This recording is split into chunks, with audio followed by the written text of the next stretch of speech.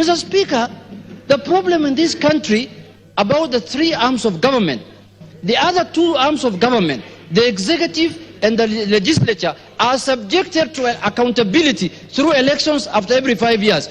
Judges are never accountable to anyone. They are accountable to themselves and to JSC, where a majority of the members are judges, Mr. Speaker. And you just wait until you reach 70 or 74 years and you retire. You are not accountable to anybody. How do you want to make the lives of Kenyans so miserable by saying that CDF is not doing anything?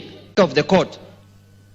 I was shocked, Mr. Speaker, because in 2013, the same act was subjected to litigation, Mr. Speaker, and at that time they were saying that Parliament is dividing the revenue into three: national government revenue, county government revenue, and the CDF, Mr. Speaker. Subsequently, this House did an amendment and did the division of revenue, where the money was divided between the county governments and the national government, and the CDF was put under the national government, Mr. Speaker. There is no difference between a ministry that is getting an allocation from the national budget of the national government than the CDF, Mr. Speaker. Mr. Speaker, I was shocked to see in the judgment of the court that one of the reasons why they are saying this act is unconstitutional is because Parliament passes 7 names of members of the CDF committee, Mr. Speaker. How many names do we pass here? We pass even names of commissions, we pass names of county secretary, we pass names here, PSS, AG, we pass here even commission of what this is called, commission of communication authority, Mr. Speaker. Now, what is the problem of passing names here? The other thing that has shocked me about this judgment, Mr. Speaker, is that they are saying the term of the fund manager is for 5 years, which is equivalent to 5 years of being a member of Parliament, Mr. Speaker. There are fund managers who have been in office for the last 20 years, Mr. Speaker. I don't know where the judges were reading, what they were reading, Mr. Speaker, whether they read the submissions of our lawyers, Mr. Speaker. Mr. Speaker, I am shocked because the judges behaved as though they live in another country, Mr. Speaker. Recently, there was a burial in my constituency, and I must say this, of a judge, Mr. Speaker. And the funeral was conducted in a primary school, and those classes were built by CDF, Mr. Speaker. They were not built by county government or built by anybody else. Mr. Speaker, the way the CDF has changed the lives of Kenyans, Mr. Speaker, every person knows in this country, including judges. Do they not go home? Do they not come from villages in this country, Mr. Speaker?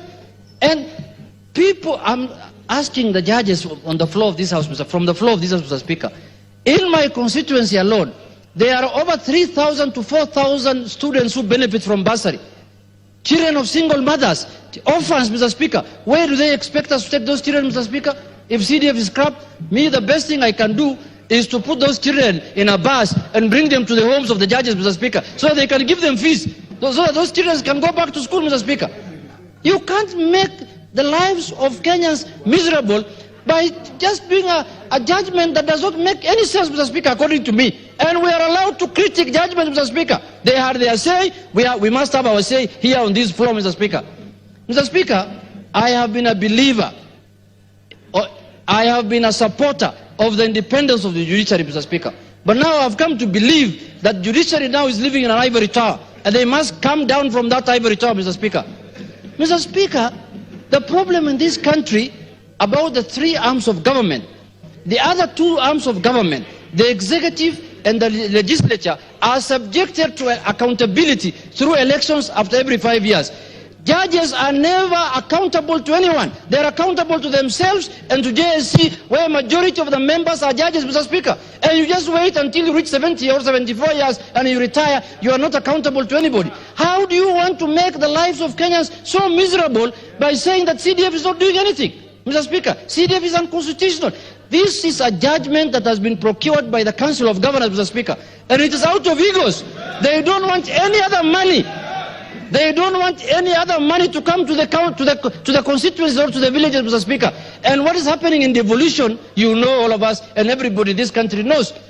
Corruption, pilferage, lethargy, incompetence.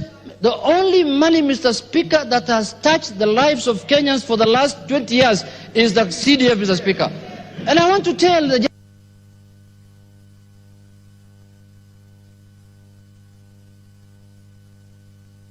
1 minute. Mr. Speaker, the name of the fund is NGCDF, National Government, Mr. Speaker.